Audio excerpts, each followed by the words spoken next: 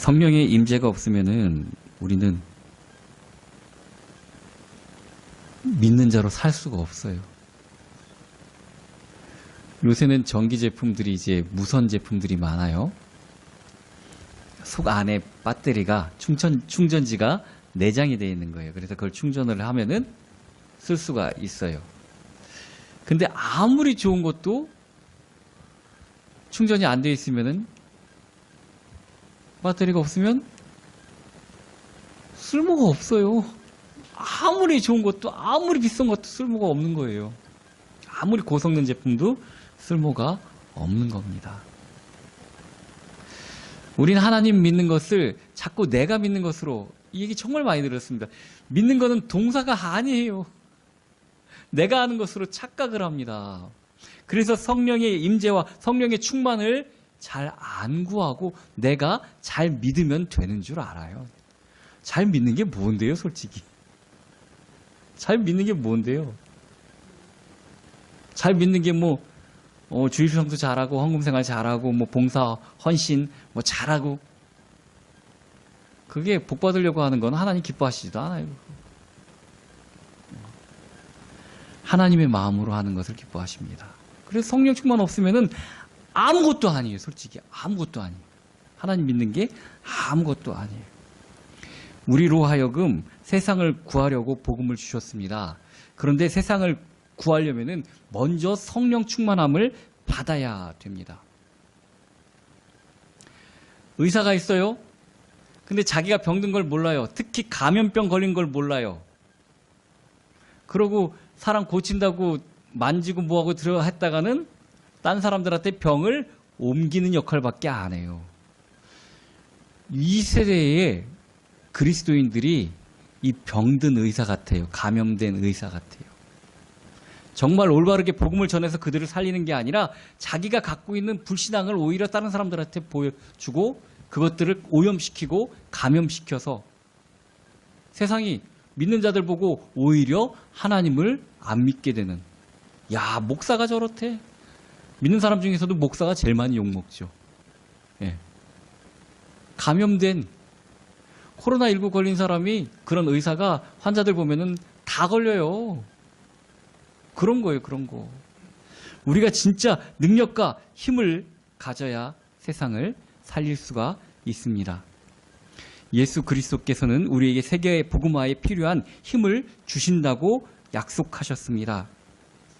그래서 너희가 모였을 때 예수께서 여쭈어 이르시되 주께서 이스라엘 나라를 회복하심이 이때이니까 하니, 때가 이르시되 때와 시기는 아버지께서 자기의 권한에 두셨으니 너희가 알 바가 아니오 오직 성령이 너희에게 임하시면 너희가 권능을 받고 예루살렘과 온 유다와 사마리아와 땅끝까지 이르러 내 증인이 되리라. 증인이 되는 방법은 성령 충만을 받아야 된다고 분명히 말씀하셨습니다. 성령 충만이 없으니까 안 되는 거예요. 안 되는 거예요. 자, 오늘 우리가 읽은 사도행전 2장 1절에서부터 4절 말씀은 처음으로 성령이 이제 이 땅에 임하게 된, 이제 진짜로 이 민족적 종교가 아니라, 히브리인들의 종교가 아니라 전 세계인의 기독교 역사가 시작되는 계기가 바로 성령 충만으로 시작이 되는 겁니다. 그냥 이렇게 뭐 의미를 확대해 갖고 얘기하는 게 아니라 진짜로 그래요. 이때가 오순절 때라서 77절, 나팔절 때라서 맥주절이라고도 하죠. 온 히브리인들이 다 이제 세계 각지에서 흩어져 살고 있다가 모이는 때였습니다. 그래서 그때 성령의 충만함을 받고 성령이 말하게 하심을 따라 다른 언어들로 말하기를 시작하니라. 복음 전파가 전 세계로 시작되게 된 계기가 되는 것이라 이런 말입니다. 성령 충만함이 없으면은 복음 못 전해요. 못 전해요. 요한복음 16장 7절, 내가 떠나가는 것이 너희에게 유익이라. 내가 떠나가지 아니하면 보혜사가 너희에게로 오시지 아니할 것이요 가면 내가 그를 너희에게로 보내리니. 성령이 임재하셔야만 선교, 미션도 시작되는 것입니다. 자, 왜 성령이 오셔야만 하는가? 성령이 오셔야만 내 삶이 바뀝니다. 삶이 바뀌어야 돼요. 이전 그대로 뭐를 전할래요, 뭐를. 사람들이 원래 남의 흉보기는, 남의 흠 찾는 건 정말 잘해요. 그죠? 쟤는 왜 저랴? 그럼 막 여기 딴 사람 보기엔 쥐는 더 하면서 그럴 수도 있어요. 그럴 수도 있어. 다른 사람 흠은 잘 찾아요. 근데 자기 자신은 돌아보지 않아요. 성령 충만을 얘기하면서 왜 그 말씀을 드리는가 하면은, 성령 충만하셔서 성령 하나님이 내 자신의 주인이 되면은 나를 객관적으로 볼 수가 있어요. 아니 쟤는 왜 저래야. 저도 목사인데도 목사라는 직업이 오히려 더 그럴 수가 있어요. 아니 도대체가 성도님들이 아무리 말씀을 전해도 변하는 것 같지도 않고 뭐하고, 어떻게 할까. 성령님이 가르쳐 주셔요. 나의 모습을 보여주셔요. 아유 하나님, 나는 저들보다 더하군요. 나는 왜 이렇게 안 변합니까? 하나님 용서하여 주시옵소서 하고 무릎 꿇고 회개할 수밖에 없어요. 나 자신을 보여주니까. 성령 충만함 받아야 됩니다. 그래야 다른 사람의 잘못한 모습을 나에게 보여주는 것이 나의 그 잘못을 깨달아 고치라고 하는 것인지를 알게 되는 것입니다. 왜 자꾸 그런 게 보일까요? 나한테도 그런 게 있어서 그래요. 아무리 돌 같은 거 막 흙 같은 거 막 섞여 있고 그래도 자석을 대면은 흙만 붙어요. 아니 흙이 아니죠. 철만 붙어요. 철만. 많은 거 섞여 있어도 왜 그 사람이 유독 그런 게 자꾸 눈에 띄는가? 나한테 그런 면이 있는 거예요. 내가 고쳐야 되는 거예요, 내가. 하나님이 선생님을 두셔갖고 그 선생님을 통해서 나를 고치게 만드시는 거예요. 그래서 성령 충만이 정말 필요하다는 것입니다. 우리가 성령 충만함 받아야 나의 삶이 바뀌어지고 정말 증인의 삶을 살 수가 있습니다. 성령 충만 안 받은 이 12제자들 아주 몹쓸 놈들이었어요.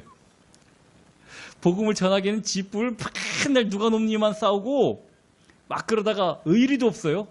잡히니까 싹 도망갔네. 뒤에 나오는 뭐 요한 사도라든지 뭐 그런 사람, 그런 사도 요한들 뭐 굉장한 것 같잖아요. 근데 다 도망갔어. 베드로는 어떻게 될까 하여 궁금해서 쫓아갔었는데 계집종이, 계집종이라고 말하면 좀 이상하다. 근데 성경에 그렇게 써 있었어요. 지금 개역개정에 난 그러지. 그 여자 종이, 노비가 이 사람도 예수랑 같이 있었다. 그러니까 무슨 소리야? 나는 그런 적이 없어. 나 사람 잘못 보셨어요. 그러고 자리를 옮겨서 딴 데로 갔더니 쫓아까지 오면서 내 틀림없이 봤어. 저 사람 분명히 예수랑 같이 있었어. 그러니까 욕하고 저주까지 했다고 얘기했어요. 그러던 사람이에요. 무슨 예수는 그리스도라고 전하고 그럽니까? 무슨 예수가 그리스도라고 전합니까? 무슨 예수가 나를 고치신 분이라고 전합니까? 그런데 우리 사도행전에서 봤잖아요. 성령 임재 이후에는 그 자기를 죽이려고 하는, 그 전에는 계집종 앞에서도 그렇게 부인을 했는데 대제사장과 그 성전 맡은 자들, 그런 사람들 앞에서도 담대하게 구원을 받을 만한 이름을, 다른 이름을 우리에게 주신 적이 없는데 내가 어떻게 안전하겠느냐. 대충 말로 제사장들이 이제 그런 말 전하지 마, 예수 전하지 마. 그러고 사람들이 많이 모여 있으니까 차마 붙잡거나 때리지 못하고 그 말로 하고서 그냥 보내려고 하니까 당당하게 얘기하지 않습니까? 구원을 받을 만한 다른 이름을 우리에게 주신 적이 없는데 어떻게 내가 예수를 전하지 않을 수가 있겠느냐. 성령 받아서 그런 거예요. 성령 받아서. 성령의 충만함이 있어서 그런 것입니다. 우리의 영혼에 성령님이 주인 되셔야 됩니다. 우리 마음과 영혼에 성령이 주인 되셔야 돼요. 다른 거 다 뭐 교양, 도덕, 선행 다 와봤자 소용없어요. 그걸로 구원 못 받아요. 그거는 아무것도 아니에요. 진짜 성령 충만함 받아야 돼요. 그래야 하나님의 기쁘심을 따라 진짜 하나님 보시기에 선을 행할 수가 있어요. 우리가 성령 충만함밖에 없어요. 마음과 생각에 무엇이 담겨 있느냐에 따라 그 사람의 현재가 결정이 됩니다. 정말 좀 마음이 안 좋은 그런 예를 들었는데, 왜 사역견들 있잖아요. 보통은 온순하고 사람들하고 친화력이 좋은 리트리버 종을 사역견으로 많이 사용합니다. 사역견에는 뭐 맹인 안내견도 있을 수 있고, 그리고 뭐 소방, 뭐 경찰, 군 그런데 일을 하는 그런 개들이 있어요. 얘들이 나이 들어서 은퇴를 합니다. 근데 얘들이 병에 진짜 잘 걸리는데 암에 잘 걸린대요. 자기 하고 싶은 걸 참고 살아서. 얼마나 불쌍해요. 사람들을 위해서 솔직히 시장 같은 거 다니고 그럴 때 냄새 맡으면 막 갖고 싶고 그러잖아요. 근데 맹인 안내견은 그러면 안 되잖아요. 꾹꾹 참고 다니기 때문에 암에 그렇게 많이 걸린다고 그러더라고요. 근데 사람은 암에 많이 걸리는 경우가 화가 많으면 암에 또 많이 걸린답니다. 화난 대로 또 다 못하고 참으면 더 암에 많이 걸린답니다. 상처를 마음속에 담아두고 있어도 정신적 문제가 찾아오게 되어져 있어요. 예수님께서도 말씀하셨죠. 회칠한 무덤 같은, 아무리 하얗게 석회를 발라도 그 속에 시체가 있으면 무덤이에요. 우리 속에 상처 같은 거 그냥 쑥 담고 안 그런 척하고 있어봤자 그 속 안에 썩어서 문드러졌어요. 그거 병이 안 날 수가 없어요. 속에 썩어 문드러진 시체가 들어있으면 안 되고 성령님이 들어 계셔야 돼요. 나를 아무리 회칠해갖고 잘 보이려고 해봤자 아무 소용없어요. 그거 속에 성령님이 계셔야 되는 것입니다. 내 개인의 취향에 따라 그래도 되고 안 돼도 되고 그런 게 성령 충만이 아니에요. 뭐 어떤 교회에서는 성령 충만 막 그러는데 나는 그런 것보다 경건하고 경건이 성령 충만이에요. 뭣도 모르고 하시는 말씀이지. 막 들고 뛰고 이것만 성령 충만 아니에요. 우째 성령님이 그런 취향의 분으로 착각을 하십니까? 그거 아닙니다. 개인 취향에 따라 아무리 내가 옳은 말씀을 드려도 선택은 내 뜻대로, 내 생각대로, 그냥 그러기만 해도 좋은데 이제 자기 뜻을 하나님 뜻이라고 호도하시는 분들도 있어요. 이거는 정말 더 심각한 문제입니다. 민간요법이 좋을 수도 있어요. 의학계에서 밝혀지지 않은 것을 갖다가 아직 안 밝혀진 것도 굉장히 많아요. 과학이 그렇게 발달된 거 아니에요, 아직까지. 그것을 우리 전통으로부터 내려오는 민간요법으로 치료법을 찾을 수도 솔직히 있어요. 그러나 민간요법이 정확한 건 아닙니다. 더 좋은 거 아니란 얘기예요. 확실한 게 아니기 때문에 이거는 좋을 수도 있고 안 좋을 수도 있는 거예요. 그걸 더 우위에 두면 안 되는데, 이게 하나님의 뜻이라고 그러면서 코로나19 때 입에 입 벌리라고 소금을 뿌리신 그런 교회 있죠? 자기가 좋아하는 대로 하는 거예요. 그게 무슨 하나님 뜻이에요. 말도 안 되는 얘기지. 하나님은 그렇게 하시지 않으셨어요. 그게 왜 하나님 뜻이에요? 하나님께서는 뭐라고 말씀하셨냐면 어두운 데 있는 것 같이 하지 말고 밝은 대낮에 있는 것 같이 행하라고 얘기를 하셨어요. 정확한 걸 하라는 얘기입니다. 정확한 걸 하라는 얘기입니다. 오히려. 근데 뭐 맞지도 않고 지 생각에 좋을 것 같은 걸 갖다가 하나님 뜻이라고. 그럴 리가요. 그럴 리가요. 개인 취향에 따라 하나님의 뜻이라고 하면은 안 되는 것입니다. 내 체질이 바뀌어져서 내 생각보다 하나님의 뜻과 생각을 먼저 찾게 변하는 것. 취향부터가 변하는 것. 내가 좋아하는 것이 아니라 하나님이 기뻐하시는 것. 교회의 덕이 되는 것. 그것으로 바뀌어지는 것이 성령 충만으로 받은 사람들의 변화의 첫 번째입니다. 그리고 두 번째는 체질이 바뀌어요. 체질이. 가스라이팅이라는 얘기 많이 들어보셨죠? 이게 말로다가 자꾸 아닌데 옆에서 이거는 빨간색이야, 빨간색이야. 이게 빨간색이야. 다른 사람들이 잘못 말하는 거야. 이거 빨간색이야. 계속 듣다 보면 이게 빨간색인 줄 알아. 이런 걸 가스라이팅이라고 그러거든요. 근데 우리가 솔직히 하나님과 동행하는 시간, 교회에서 예배하는 시간 얼마나 되겠어요? 나머지는 다 세상에서 살아요. 세상에 얼마나 가스라이팅을 많이 당하는지 몰라요. 요즘은 유튜브에 가스라이팅을 당하고요. 또 텔레비전에 가스라이팅을 당하고요. 하나님 없어도 괜찮은 것 같은 그런 가스라이팅에 얼마나 많이 우리가 세뇌를 당하고 살고 있는지 몰라요. 그래서 우리 사고방식이 믿는 사람의 사고방식이 아니라 세상 사람의 사고방식을 따라가요.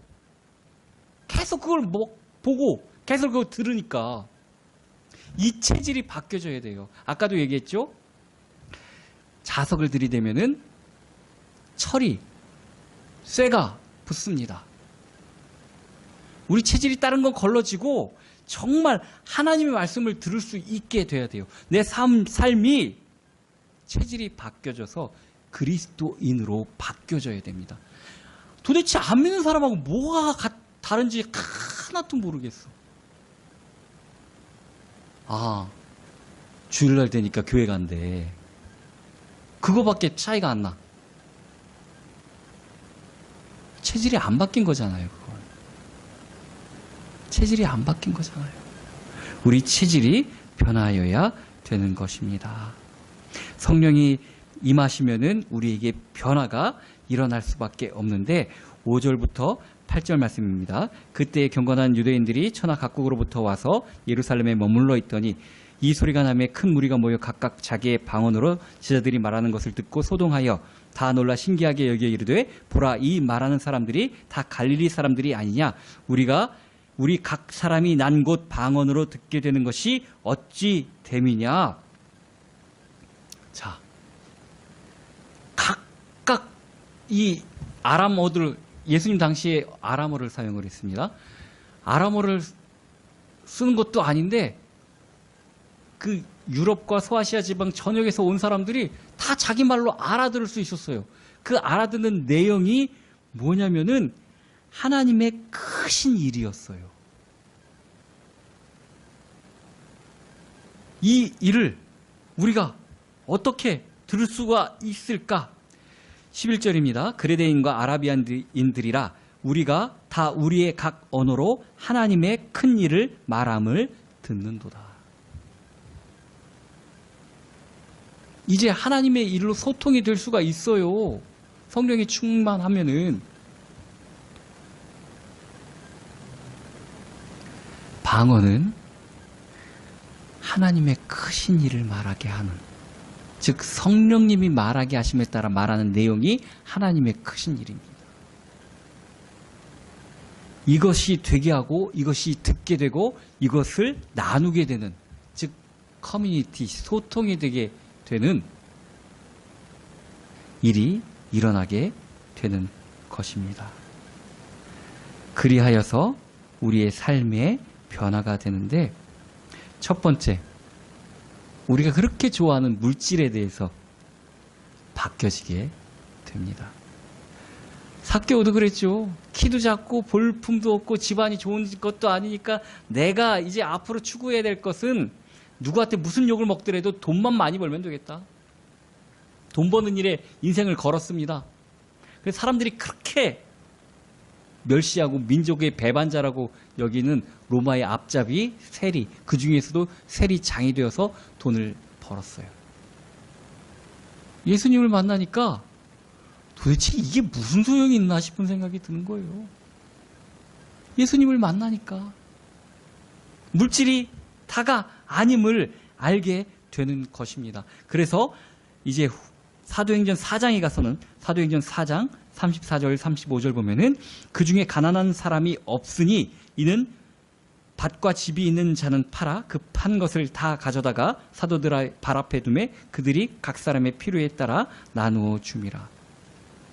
이전에는 내가 필요 없어도 다른 사람 앞에서 잘난 척하고 싶어서라도 물질이 있어야 됐어요.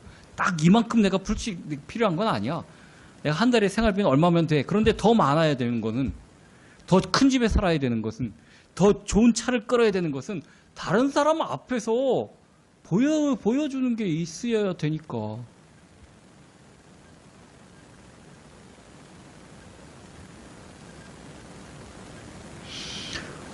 찔리시죠? 왜 이쁜 옷 입고 싶어요?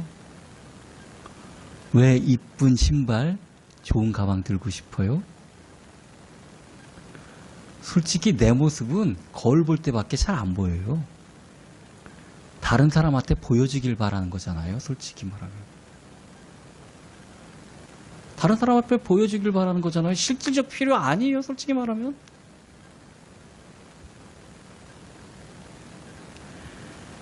그런데 그랬던 사람들이 성령의 충만함을 받으니까 모든 재산을 교회에다가 헌납하고 그리고 교회에서 각각 나눠서 그렇게 생활을 했습니다. 그러니까 어떤 일이 벌어졌냐면은 가난한 자들이 없으니가 됐어요. 필요에 따라 나누기 때문에. 오해하지 마세요. 그렇게 하라는 얘기 절대 아니에요. 교회 뭐 갖다 바치고 뭐 이런 얘기, 이러라는 얘기가 아니에요. 물질관이 바뀌게 된다는 얘기예요. 정말 필요한 것이 무엇인가. 그런 사람들 보면 속으로 안타깝잖아요. 그냥 막 물질 때문에 이거 어떻게 하지도 못하고 물질의 종이 되어갖고 그거 쓰지도 못하고 그거 이렇게 섬기느냐고. 오히려 더 쌓아놓은 건 많은데 너무 막 못 쓰고 안타깝게 사시는 분들 많잖아요. 그 물질관이 변하게 되는 거예요. 근데 심하고 덜 심하고 그 차이는 있을지 몰라도 처음에 얘기했듯이 그런 사람들을 통해서 나를 되돌아보면은 나도 만만치 않다 그런 생각 들 거예요. 정도의 차이지 그런 마음들이 있어요. 다 아까워서 못 써요. 아까워서 못 써요. 뭐 우리 성도님들도 다 아시다시피 저는 뭐 모형 만들고 그러는 거를 좋아합니다. 근데 대부분이 컬렉터들이 많아요. 뭐를 희귀한 거 건담만 하더라도요. 뭐 희귀한 거 뭐 비싼 거는 몇 천만 원 되는 것도 있어요. 근데 저는 만드는 걸 좋아해요. 하다 보면은 모으고 싶어져요. 이것도 사보고 싶고 저보고 사. 근데 내가 정말 즐거움을 추구하는 거는 만드는 거였거든요. 그래서 저는 뭐를 만들고 나면은 우리 아들 주거나 다른데 해버려요. 자꾸 모으고 싶어서 있으면. 물질이 그런 거예요. 물질은 우리의 필요를 위해서 있어야 되는데 나중에는 모으고 싶어요. 그렇게 막 쌓아두고 싶고 모으고 싶고 그래. 성령의 충만함을 받으면 이게 변화됩니다. 더 즐거운 것을 발견했기 때문에, 그거보다 더 귀한 것을 발견했기 때문에. 예수님의 비유가 그거예요. 아니 농사꾼이 밭을 빌려서 농사를 짓다가 보물을 발견했어요. 옛날 전쟁이 많으면 땅속에다가 많이 묻었답니다. 그래서 누구 건지도 모르고. 그러면 얼른 다시 원상복귀하고 가갖고 전 재산 팔아갖고 그 밭 사지 않겠느냐. 밭 소유자가 그 보물의 임자니까. 그죠? 우리가 아직도 왜 세상이 그렇게 더 좋을까? 더 좋은 걸 못 발견해서 있을 수도 있어요. 아직도 세상이 왜 이렇게 좋나? 정말 좋은 복음을, 정말 좋은 우리 하나님을 못 발견해서 일 수도 있다는 얘기입니다. 그래서 성령이 임하면 우리 육신의 삶 첫 번째 물질에 대해서 변화가 오게 됩니다. 두 번째 변화는 명예에 대해서 변하게 됩니다. 이거 물질욕은 포기하는 사람들 많아요. 내가 이건희 씨, 이재용 씨 같이 돈 많이 못 벌 것 아닌 이상은 내가 물질은 얼마나 내가 부자가 되겠어 하고 어느 정도 포기하시는 분들 많아요. 그런데 명예는 포기를 잘 못해요. 내가 뭔 명예를. 우리나라 사람들이 제일 많이 걸려있는 병 중에 하나가 착한 사람 신드롬이랍니다. 다른 사람 앞에서 착하게 보이게. 그래서 진짜 싫어도 예수민들이 많아요. 나를 잘못이 아니죠. 좋게 다른 사람들이 볼 수 있도록. 그게 다 명예욕이에요. 그게 명예욕이에요. 나를 착한 사람으로, 나를 선한 사람으로, 나를 점잖은 사람으로, 나를 똑똑한 사람으로, 이게 보이고 싶고 그러는 거. 그래서 우리나라 사람뿐만 아니라 전 세계 사람들이 다 그러죠. 제일 못 참는 것 중에 하나가 뒷담화예요. 나의 명예를 실추시키는 얘기거든요. 그거. 이 명예에 대해서도 정말 버리기가 힘들어요. 물질보다 더 힘들어요. 누가 나한테 뭐라 그러면 여자들은 머리 크댕이 잡고 싸우잖아요. 전현이 나한테 뭐라고 그랬어? 그러면서 이게 명예 때문에 그런 거라니까요. 명예 때문에.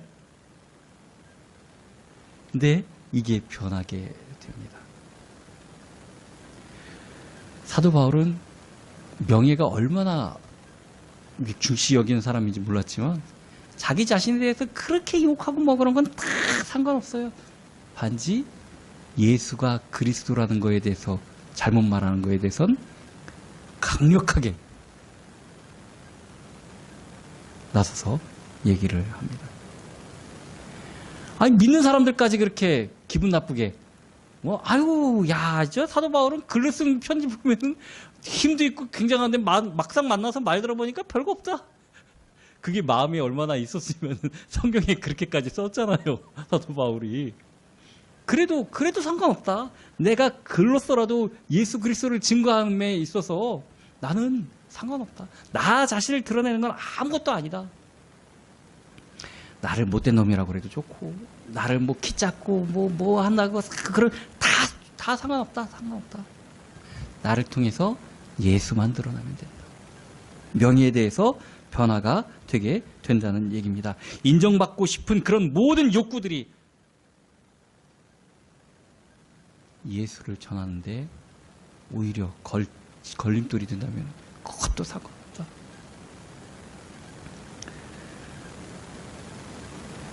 사도 바울이 얘기한 처음부터 끝까지 얘기하는 거 보면은 이제 아브라함부터 쭉 훑는 게 전도에 보면은 대부분 사도들이 하는 내용이잖아요.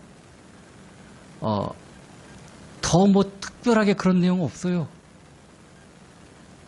이 잘난 척하거나 그렇게 얘기한 얘기 없어요.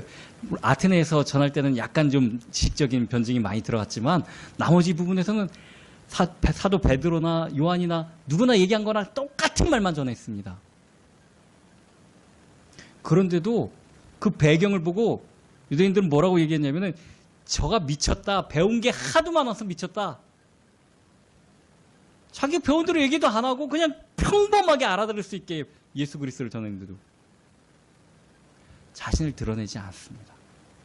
오직 예수 그리스도만 드러내게 했습니다. 또한 성령이 임하시면은 우리가 회개할 수 있는 영이 돼요. 성령이 임하시지 않으면은 나 직접 대놓고 이거 왜 이렇게 하셨습니까? 예수님 믿는 사람이라면 이렇게 하지 마셨어야 됩니다. 이렇게 직접 대놓고 혼나도 회개 못해요. 성령 아니면. 직접 대놓고 그래도 회개 못해요. 아이 지는 내가 교회가 이 교회만 있어? 다른 교회 가면 그만이지. 직접 대놓고 해도 회개 안 해요. 성령 안 임하시면은. 성령이 임하시면 혼내키는 게 아니라 그냥 찬송 듣는 중에도 눈물이 납니다. 내가 정말 주님을 몰라서 이렇게 어리석게 살았습니다. 김 집사만 잘못한 줄 알았더니 정말 내가 왜 그랬는지 모르겠습니다. 나를 고쳐주시옵소서. 내가 이후로는 이렇게 살지 않도록 나와 함께하여 주시옵소서. 회개에 이르게 되는 것입니다. 자신의 상태를 모르면 회개할 수가 없습니다. 내 상태가 깨달아지지가 않아요. 아까 찬양 드릴 때도 그랬죠. 정말 빈들의 마른 풀같이 간절히 주님을 사모하는 마음이 없다면 심각한 병이 있을 수 있다고. 주님을 그렇게 간절히 원하지 못하면 심각한 병이 있을 수 있다고 말씀드렸지 않습니까? 회개는 고치는 거예요. 내가 뭘 이러면 되지, 이 정도만 하면 되지? 암은 특히 심각한 암, 사망률이 높은 암들은 자각 증세가 있으면 벌써 못 고칠 단계래요. 죽음에 이르는 병들이 그런 거예요. 성령이 임하셔야 깨닫게 됩니다. 내가 회개를 해야 되는구나. 내가 고쳐야 되는구나. 그리고 이 성령은 고칠 힘도 허락하여 주십니다. 깨닫게만 해주시는 게 아니라 고칠 수 있는 힘도 허락해 주십니다. 그래서 사도행전 3장 6절에서 8절처럼 나면서부터 일어선 적이 없는 사람도 일으켜 세워주십니다. 그가 할 일이 있기 때문에. 그가 뭐 일어서 갖고 더 잘 먹고 잘 살았다 이거 아니에요. 들어가서 성전 문 앞에만 있던 사람이 성전에 들어가서 하나님을 찬양하고 기쁘게 뛰고 하나님을 찬양하는 그런 역할을 할 수 있게 되는 것입니다. 자, 성령님이 우리에게 임하시면은 변화가 나타나는 겁니다. 나와 교회 그리고 이 시대가 살아나는 방법은 성령 충만함밖에 없습니다.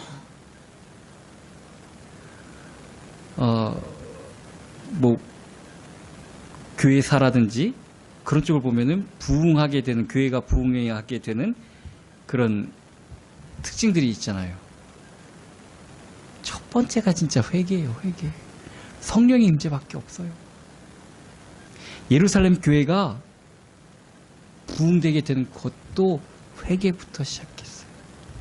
자, 성령의 충만함을 받으면은 우리가 살아나게 되고 하나님의 일꾼들이 된다고 얘기를 하니까 그러면 가만히 앉아서 감 떨어지기를 기다리고 있어야 되는 거구나. 성령의 충만함을 받아야, 성령 충만함 받기 전에는 아무것도 하지 말아야 되니까 아무 일도 하지 말고 그냥 성령이 임재할 때만 기다리면 되겠구나. 자, 이 놀라운 사실 중에 하나가 우리가 읽은 오순절 날이 이미 이름에 각각 집에 성령이 임하였더라 그렇게 써있나요? 그들이 다 같이 한 곳에 모였더니 이게 예수님께서 하신 말씀이었습니다. 그리고 제자들이 예수님께서 말씀하신 대로 마가의 다락방에 모여서 열흘 동안 간절히 기도를 했어요. 성령의 임재와 성령의 충만을 간절히 구해야 됩니다. 모여서 간절히 구해야 됩니다.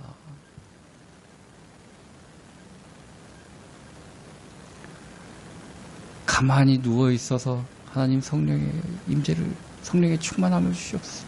나 힘없어서 오늘 교회도 못 가겠습니다.